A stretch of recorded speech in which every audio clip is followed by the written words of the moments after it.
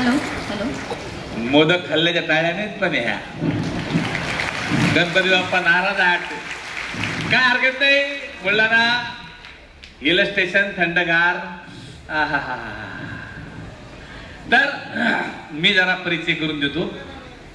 मी गेली असा फार काय म्हणते त्याला बिझनेसमन माइंड आहे सर माझं. अरे संजीव भाऊ नमस्कार, कसे आहात तुम्ही? आपण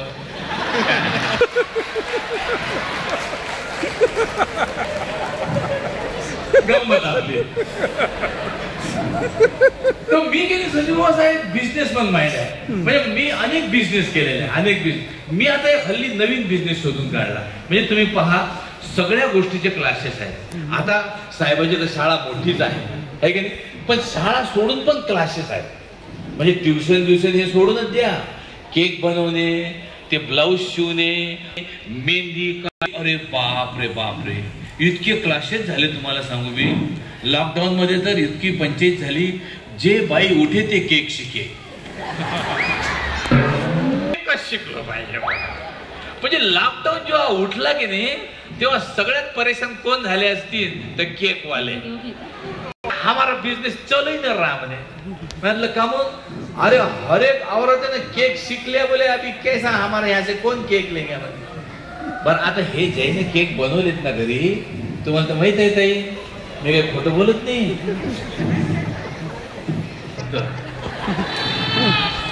त्याले विचारायला किती त्रास झाला ते. सर ह्याचा केक खाल्ल्यानंतर डेंटिस्टचे बिझनेस वाढले. म्हणून मी काय आयडिया केली माहिती आहे का, मी एक नवीनच बिझनेस शोधून काढला. नवीन क्लासेस. का ब नवीन आहे बरं. म्हणजे लग्न झाल्यानंतर पोरीने सासरी कसं वागायचं असे क्लासेस आहेत का? खरं सांगा आहेत का? मी ते क्लासेस घेतो. कारण कसं असते की पोरगी सासरी गेल्यावर तिला समजत नाही काय करावं, कसं वागावं, कोण आहे. पण नवीन माणसं असतात आणि सासू येऊन जाऊन त्यांच्या पाया पड, त्यांच्या पाया. अरे तो साधा पिऊन आहे एकदम, आणि हे सासू सांगते त्याच्या पाया पडा म्हणून. गडबड होऊ नये म्हणून मी हे क्लासेस उघडलेले आहे. पण आता तुम्हाला काही फार क्लासेस बद्दल सांगत नाही. आता डायरेक्ट कोणी आलं ना की काहीतरी येऊ द्या फक्त. बघा. अरे नमस्कार. तू कोण? मी छाया. छाया म्हणजे अशी झाडाची, जनावराची, कुत्र्याची, बकरीची, कोणाची छाया असं? हो म्हणजे माझं नाव छाया. अच्छा नाव छाया. पण त्या छायाच्या मागे पुढे काही असेल का? डायरेक्ट प्रगट झालीस? हो समोरचे ते अनिल राजाध्यक्ष आहेत ना, त्यांची मी कन्या. हो राजाध्यक्षांची. एक मिनिट, म्हणजे तुझं लग्न जुळलं ना का? हो ना. म्हणूनच लग्नानंतर सासरच्या लोकांशी कसं वागायचं याचं प्रशिक्षण घ्यायला आले ना तुमच्याकडे. क्या बात आहे. चांगलं केलं बेटा, छान केलंय तू असं आलीस ते. तुला सांगतो म्हणजे लग्नानंतर कसं वागायचं ह्याचं प्रशिक्षण अत्यंत गरजेचं आहे. म्हणजे कसं होते तुम्हाला सांगतो, आदिवासी जेव्हा पहिल्यांदा शहरात येते आणि तो कसा भाव सोडून जाते, तसेच ह्या पोरी सासरी गेल्यावर भाव सोडून जातात. हे म्हणून मी हे क्लासेस सुरू केले.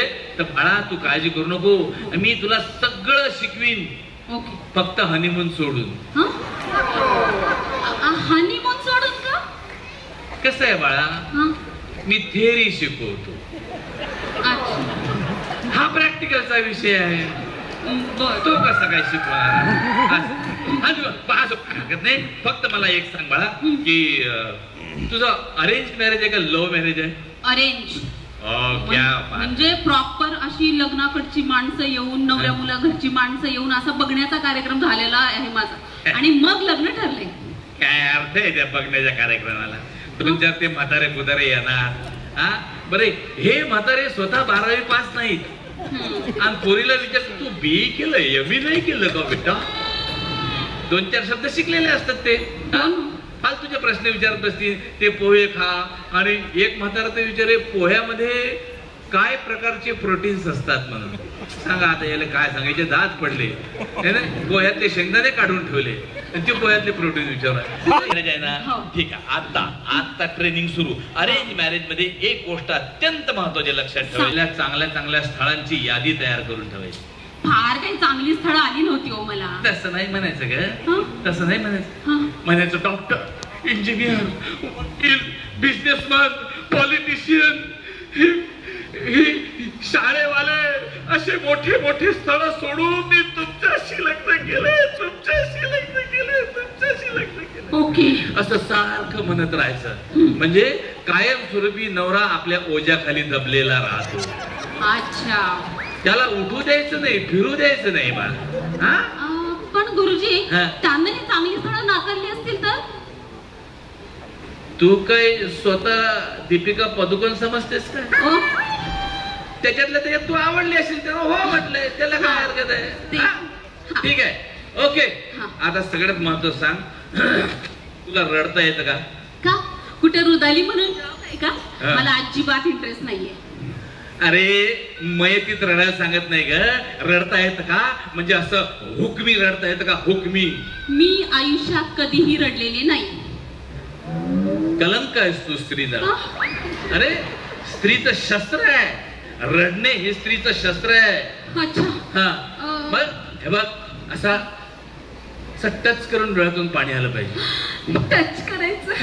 कुणाला टच करायचं गुरुजी? नवरा. ते लग्नानंतरच्या गोष्टी आता नको करू, ते नंतर टच कर. टच करून असं टच नाही ग, टच करून डोळ्यातून पाणी आलं पाहिजे.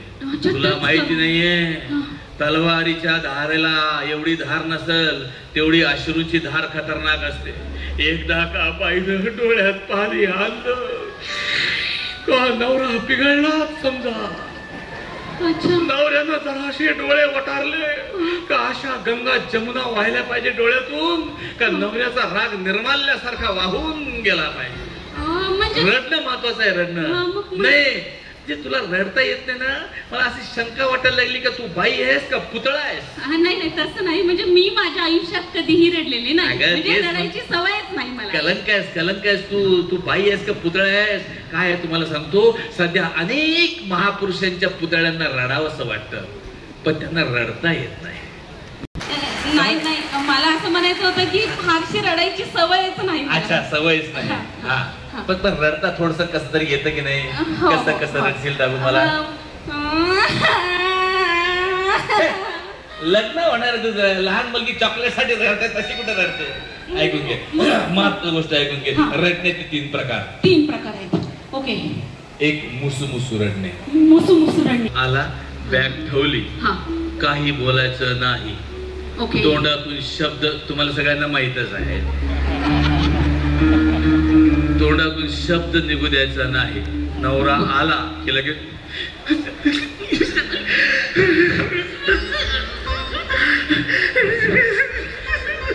तुमला काय झालं ग? काय झालं? नेमका विषय काय आहे तो नवऱ्याला समजला नाही पाहिजे. ओके. तो परेशान झाला पाहिजे का आपल्या बायकोला कोणी छळलं असन भाऊ? आपल्या आईनं छळलं असन का आपल्या बहिणीनं छळलं असन का आपले बाबा काही बोलले असन?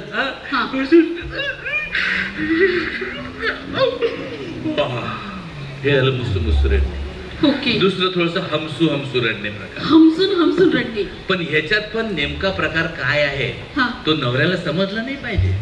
बर. हे बघ, लग्न करून जातो म्हणजे आपला जन्म सासरच्यांना छळण्यासाठीच झाला आहे, एवढं लक्षात ठेव. कळलं का?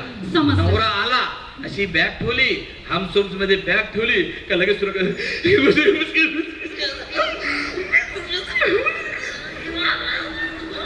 काय झालं कोणी काय बोललं का तुला? तो परेशान झाला पाहिजे. त्याला असं वाटतं म्हणजे आपण ऑफिस सोडून घरीच बसाव.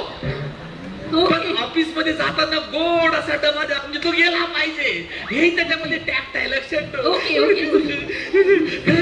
काय झालं? अरे याच्यामध्ये एखाद दुसरा शब्द आला तर चालते.